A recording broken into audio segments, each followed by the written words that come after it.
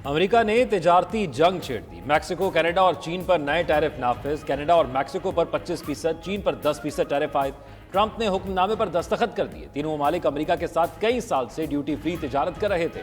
अमेरिकी सदर का कहना है कनाडा और मैक्सिको को स्मगलिंग रोकने के वादे पूरे करना होंगे। फेनेटाइल की स्मगलिंग और गैर कानूनी तारकीन वतन को रोकने तक टैरिफ नाफिज रहेगा। अमरीकी सेनेट में अक़लियती रहनुमा चक शुमर की टैरिफ पॉलिसी पर तनकीद। कहा, अमेरिका में खाने पीने की अशिया समेत हर चीज महंगी हो जाएगी।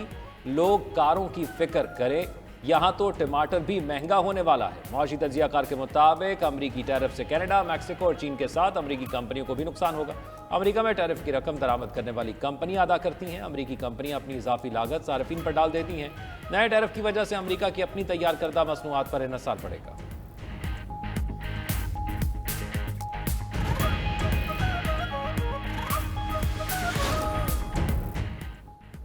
बाहमी ताउन के जरिए पाकिस्तान और अफगानिस्तान में पोलियो का खात्मा होगा। पाकिस्तान के करोड़ों बच्चों को पोलियो से महफूज करेंगे। वजीर आजम शहबाज शरीफ का कौमी इंसदाद पोलियो मुहिम की इफ्तिताही तकरीब से खिताब।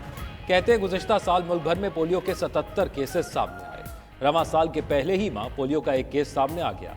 आलमी इदारों और शराकतदारों से मिलकर पोलियो का खात्मा करेंगे। इंसदाद पोलियो के लिए ताउन पर WHO, यूनिसेफ के मशकूर हैं। वजीर आजम ने बच्चों को कतरे पिलाकर साल की पहली कौमी इंसदाद पोलियो मुहिम का इफ्तिताह कर दिया। शहबाज शरीफ का मुल्क को हर कीमत पर पोलियो से पाक करने का आज़म। कहा, हमने पाकिस्तान से पोलियो का मुकम्मल खात्मा करना है।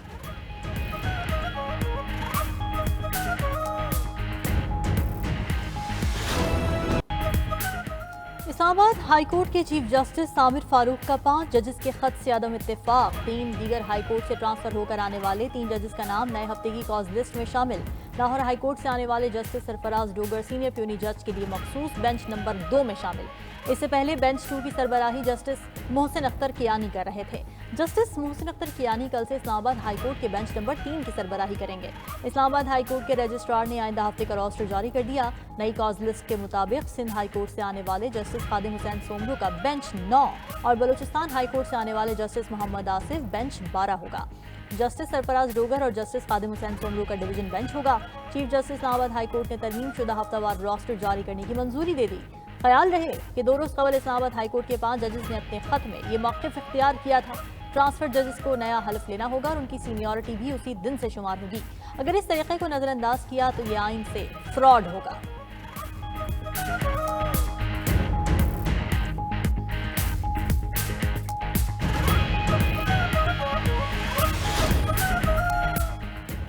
तबादले अदलिया में तकसीम और बदनीयती पर मबनी है। इस्लामाबाद के वकला ने हाई कोर्ट में जजेस तबादले को मुस्तरद कर दिया।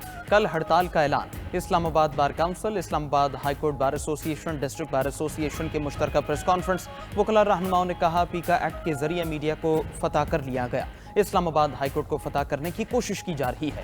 इस्लामाबाद हाई कोर्ट के जजेस के खत के साथ है, जहां मीडिया और अदलिया आज़ाद ना हो वो कौमें तबाह हो जाती हैं। हम किसी जज या शख्सियत के साथ नहीं, अदलिया और आइन के साथ खड़े हैं। 3 सीनियर जजेस में से एक को चीफ जस्टिस बनाना होगा। वकला बाहर से आने वाले जजेस के खिलाफ भरपूर एहतजाज और मुज़ाहमत करेंगे। हुकूमत और अपोजिशन आइन और कानून की धज्जियां न बिखेरें।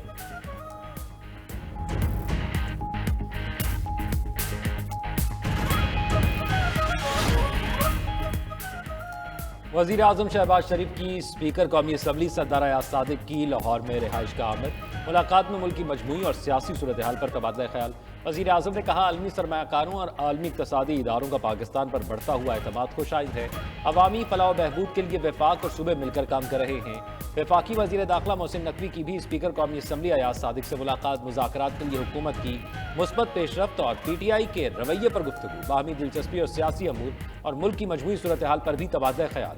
वज़ीर दाखिला ने तमाम अपोजिशन और हुकूमती इत्तेहादी जमातों को साथ लेकर चलने में स्पीकर कौमी असम्बली की काविशों को सराहा। दोनों रहनुमाओं का मुल्क की बेहतर होती मुआशी सूरत हाल पर इत्मीनान का इजहार।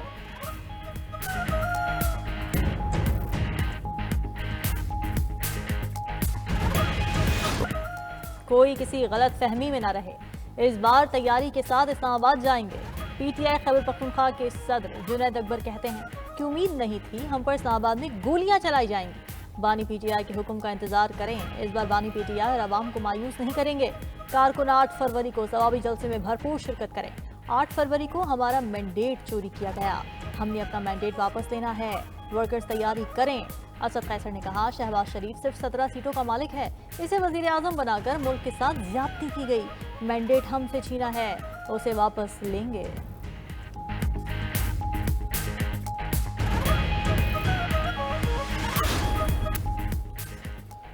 रहनुमा पीटीआई मोहम्मद आतिफ खान और ओन चौधरी की मुलाकात। पीटीआई के सीनियर रहनुमा ने मुलाकात की तस्वीर पार्टी के व्हाट्सएप ग्रुप पर शेयर कर दी। जरा के मुताबिक वजीर आला खैबर पख्तूनख्वा यमीन गंडापुर समेत पार्टी रहनुमाओं की आतिफ खान पर तनकीद। आतिफ खान ने कहा, खुफिया नहीं, दिन की रोशनी में सबके सामने मुलाकात हुई। इस्लामाबाद क्लब में मामूल के मुताबिक वॉक के लिए गया था। ओन चौधरी से आमना सामना हुआ तो किसी ने तस्वीर ली। शेख वक्कास अकरम कहते हैं, पीटीआई वर्कर्स और क़यादत आतिफ खान की इस मुलाकात को नापसंदीदा समझती है। ओन चौधरी ने हमारे लीडर और उनकी अहलिया के खिलाफ गवाही दी थी।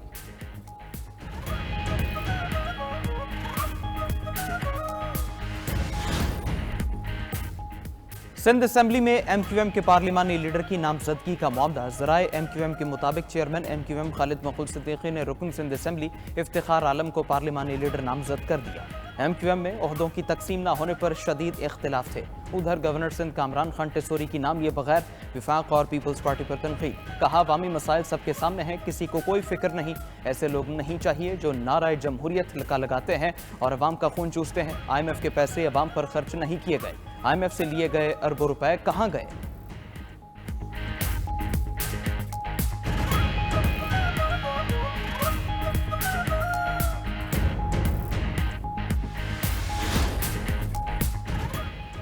बहरिया टाउन के मालिक मलिक रियाज और दीगर के खिलाफ 708 अरब रुपए से जायद का रेफरेंस में नामजद मलिक रियाज के फ्रंटमैन फैसल सरवर कुरैशी की मुल्क से फरार होने की कोशिश नैब ने नाकाम बना दी। ज़राए के मुताबिक मुलजिम फैसल सरवर कुरैशी को ऑफलोड कर दिया गया। मुलजिम Faisal Sarwar Qureshi Bahria Town country manager Shahid Qureshi का भाई और मलिक रियाज का फ्रंटमैन है। मलिक रियाज ने अपने 5 फ्रंटमैनों के जरिए सरकारी जमीन जालसाजी से खरीदी।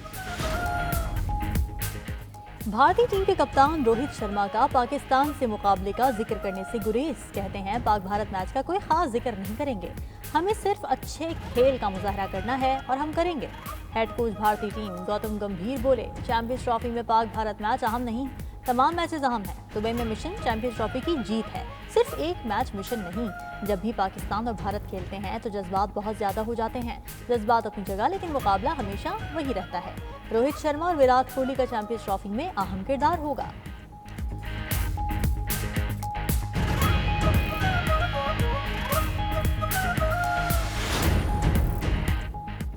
रिकी पॉन्टिंग ने चैंपियंस ट्रॉफी का फाइनल खेलने वाली 2 टीम्स का नाम बता दिया। साबिक ऑस्ट्रेलियाई कप्तान ने कहा, भारत और ऑस्ट्रेलिया इवेंट का फाइनल मैच खेलेंगे। पाकिस्तानी टीम दोनों टीमों के लिए चैलेंज बनेगी। ऑस्ट्रेलिया और भारत की टीमों में क्वालिटी प्लेयर्स हैं, लेकिन पाकिस्तान की वनडे क्रिकेट कुछ अरसे से शानदार है। बड़े टूर्नामेंट में पाकिस्तान के बारे में ज्यादा पेशगोई नहीं की जा सकती।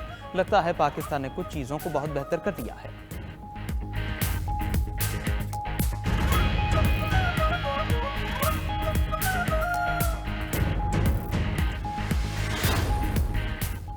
शाम के नए सदर पहले सरकारी दौरे पर सऊदी अरब पहुंच गए। उबूरी सदर अहमद अशरा की सऊदी वली शहजादा मोहम्मद बिन सलमान से रियाद के शाही महल में मुलाकात। 2 तरफा ताल्लुकात के फरोग और बाहमी ताबून को मजीद बढ़ाने पर तबादला ख्याल। सऊदी अरब ने शाम के इस्तेहकाम और खुद मुख्तारी के लिए शुरू ही से वाज़ेह मौक़िफ़ इख्तियार कर रखा है। शाम की नई इंतजामिया के साथ ताबून जारी रखने का फैसला करते हुए आवाम की इमदाद कर रहा है।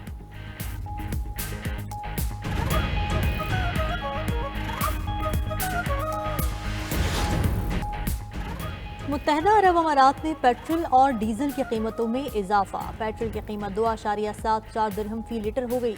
डीजल की कीमत 2.82 दिरहम फी लीटर मुकर्रर। दुबई में टोल टैक्स भी बढ़ा दिया गया। रोड एंड ट्रांसपोर्ट अथॉरिटी ने सालिक टोल फीस में 50% इजाफा कर दिया है। सुबह 6 से 10 बजे और शाम 4 से 8 बजे तक टोल फीस 6 दिरहम होगी। गैर मसरूफ औकात में ये 4 दिरहम रहेगी। भारत में तनख्वाहदार तबके को मजीद रिलीफ मिल गया। भारतीय हुकूमत की जानिब से बजट 2025 का ऐलान। सालाना 12 लाख रुपए तक तनख्वाह को टैक्स फ्री इनकम करार दे दिया गया। इससे पहले 7 लाख रुपए तक की आमदन पर टैक्स छूट थी। नए टैक्स स्लैब्स के तहत 12,75,000 रुपए कमाने वाले को सालाना 95,000 रुपए टैक्स देना होगा।